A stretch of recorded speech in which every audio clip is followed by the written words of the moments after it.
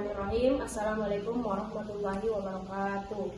Puji syukur kita panjatkan kehadirat Allah Subhanahu wa taala atas segala limpahan rahmat dan karunia-Nya hingga saat ini. Salawat serta salam tak lupa pula kita kirimkan kepada junjungan kita Nabiullah Muhammad sallallahu alaihi wasallam. Nama saya Sarkia dari Prodi HKI 1 semester 5. Di sini saya akan mencoba menjelaskan materi hukum pidana mengenai ajaran kausalitas. Adalah ajaran yang berhubungan dengan usaha untuk menemukan sebab dari timbulnya suatu akibat. Nah, dalam hukum pidana, sebab yang dicari adalah sebab yang menimbulkan suatu akibat. Maka dengan ajaran ini dapat ditemukan siapa yang bersalah dan siapa yang diminta pertanggungjawaban dari akibat suatu perbuatan tersebut.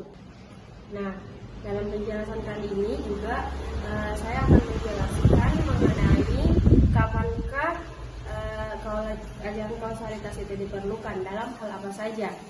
Nah, di sini dalam hal ada 3 hal, yaitu delik material, delik omisi yang tidak murni, kemudian delik terkualifikasi. Adapun penjelasan delik material ialah perbuatan yang menyebabkan konsekuensi-konsekuensi tertentu di mana perbuatan tersebut kadang dan tidak kadang tercakup sebagai unsur dalam perumusan delik. Misalnya itu pada pasal 338, pasal 359 dan pasal 360 KUHP, yang di mana pada pasal tersebut itu dijelaskan mengenai hilangnya nyawa orang lain.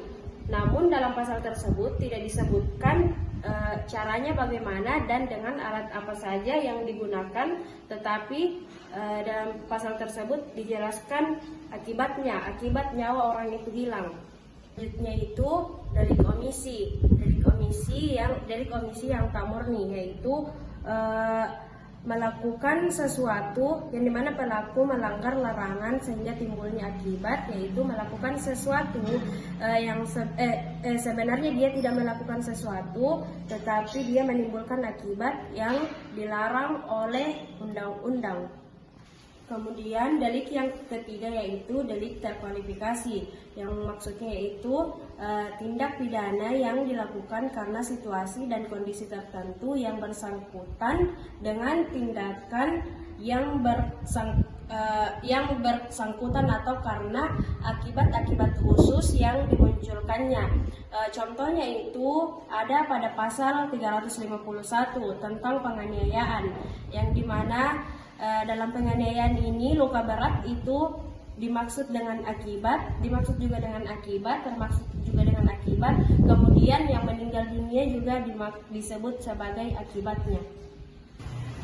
Nah, selanjutnya dalam ajaran kausalitas ada beberapa teori untuk menjawab siapa yang dapat dipersalahkan dan siapa yang dapat diminta pertanggungjawaban, yang dimana dalam hal ini ada 3 teori, yaitu teori kondisi sine qua non, teori individualisasi, dan teori generalisasi. Teori kondisi sine qua non merupakan teori yang dimana menyamaratakan semua sebab dalam kejadian tersebut, atau semua sebab dalam kejadian tersebut dianggap sama.